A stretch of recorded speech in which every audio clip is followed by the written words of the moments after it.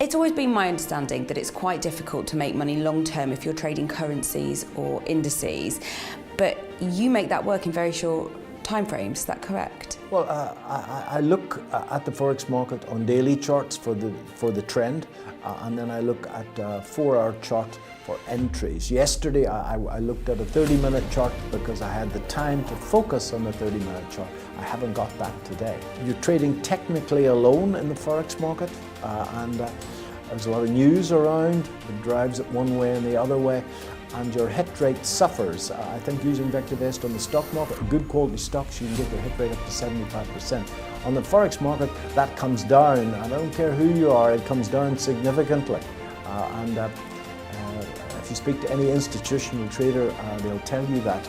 If your hit rate comes down, then what happens is that you get into these ghastly clusters of good and bad luck.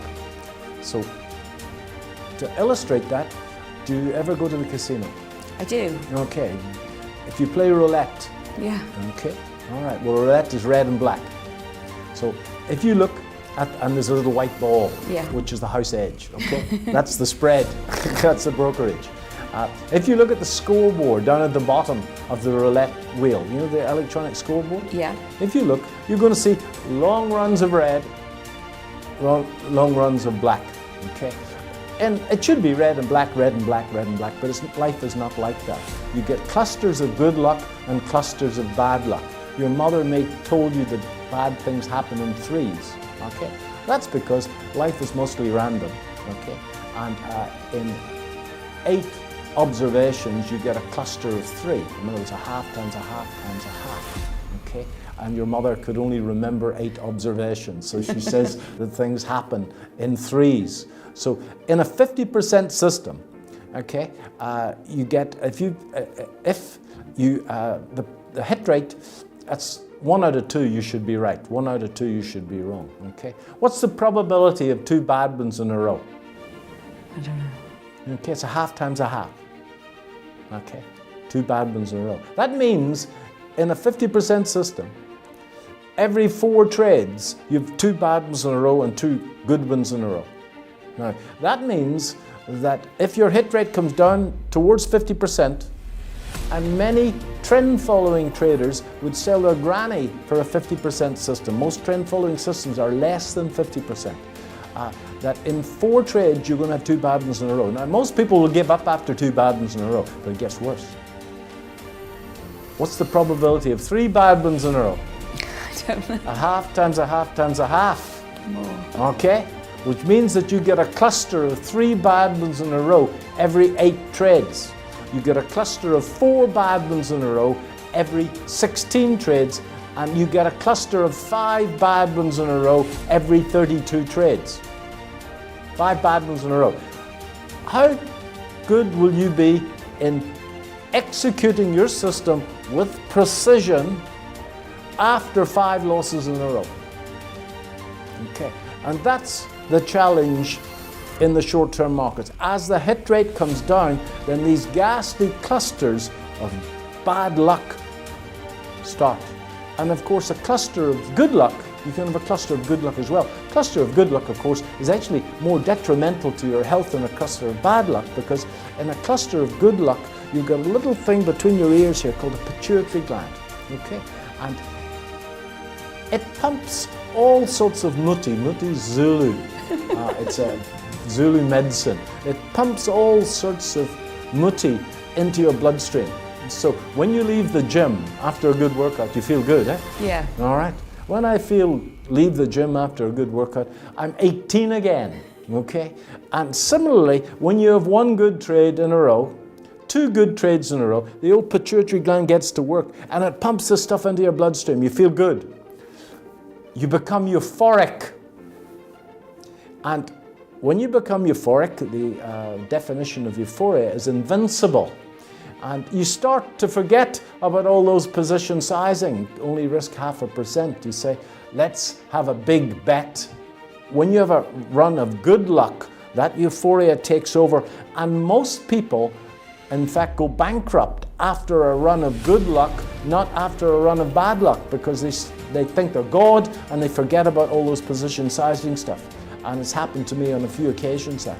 And if you're a risk manager, the risk managers in the city are in fact coached into assessing the susceptibility of their traders to euphoria. So the big problem, and anybody who's traded for more than 10 minutes will tell you this, the big problem is getting your mind around the clusters of good luck and the clusters of bad luck, as the hit rate invariably falls. Now, if you've got a system that's trend following and the darn thing goes into a range, the system doesn't work. Many people will say, well, don't trade a trend following system when it goes into a range, but you don't know the darn thing's in a range until it's been there for a while. You can put all the ADXs of this world on, it makes no darn difference, okay? The market has to go sideways for a while before you know it's in a range. Similarly, if you're buying support and selling resistance, okay, and the market starts to trend, well, you're wrong. So you can have lots, and then there's the noise in the market that causes you to get stopped out and stopped out. Unless your stop losses are really good, the market makers will pick them off all day and every day, and the algos will then, what's left after the market makers, the algos will have a go at. So your hit rate comes down, and if you can be right in the Forex market 55 to 60% of the time, you're right up there with some really good traders. You can make a heap of money with a 50% system. If you make 3 times more when you're right than you lose when you're wrong, 5 times 3 is 15, and 5 times 1 is 5. That means that in 10 trades, you risk £1 to make £1. So you've got a positive expectancy system, and that's great. But handling with a winning system that's right 65% of the time or 60% of the time, that makes a fortune in paper, most people will lose with that system, unfortunately, because of these darn clusters of good luck and bad luck. And if you're over 20, you must have had periods in your life where everything goes well, and you've periods of your life where nothing goes well, and that's a cluster. They happen in every facet of life, okay? And certainly if you get to over 50 and over 60, I have to say it to believe it. If you get over 60, you've got really good years and bad years, that's for sure. What's the best week of trading then that you've ever had in terms of profits? What was your best week? The best one without a doubt is a copper trade that I did a lifetime ago. I put the trade on while I was in South Africa, and I was here in London. I remember vividly checking broker. I didn't think I had any positions because I was sure that I'd been stopped out of this copper trade before I left South Africa. And I was going along to watch Celine Dion at the Royal Albert Hall. And we talked about Titanic a moment ago. It was at that Titanic era, I don't know when that was, 1999, 1997, a long time, 20 years ago. And in fact, what had happened was I'd missed the stop in copper by a tick or two. And the copper price had ran up the page, and we talked about exits. I just ignored all those fib levels, it just kept on going. And when I opened up my brokerage account, I had a local spread better here.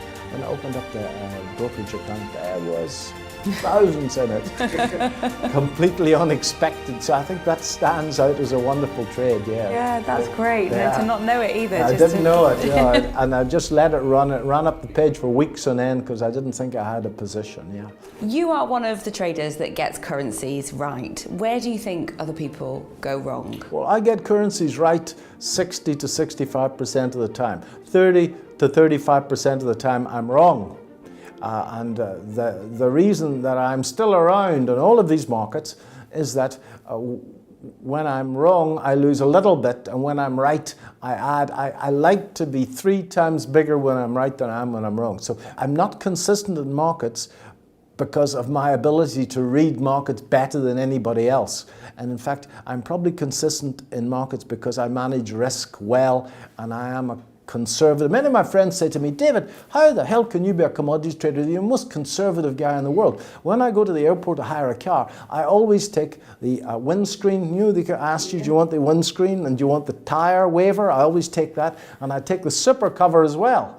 And they say to me, how can you be a trader and take risk? And the reason that I'm still around after all these years and people have come and gone is that I manage risk exceptionally well. And the objective of doing business, whether you're in the media business, whether you're in the stock market or the Forex market, the objective of doing business is to do business at the least risk.